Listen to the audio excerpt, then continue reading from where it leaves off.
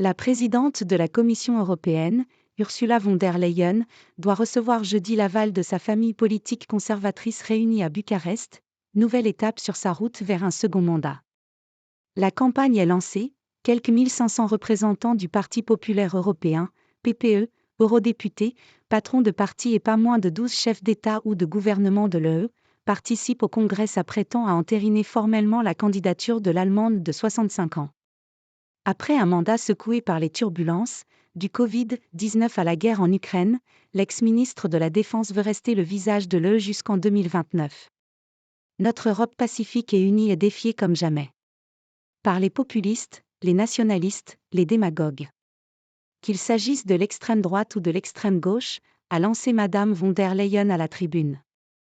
Leur but est le même, piétiner nos valeurs et détruire notre Europe. Et nous, le PPE, ne laisserons jamais cela se produire.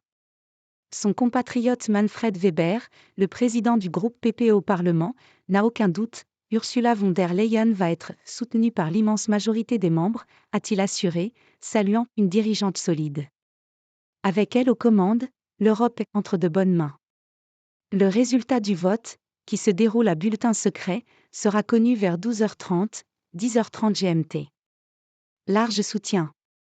Première force politique du Parlement, le PPE fait figure de favori des élections européennes prévues du 6 au 9 juin et affiche sa puissance dans la capitale roumaine, sous la houlette du président Klaus Iohannis, avec la présence du Premier ministre polonais Donald Tusk, de ses homologues grecs Kyriakos Mitsotakis et suédois Ulf Kristersson, ou de la présidente du Parlement européen, Roberta Metsola.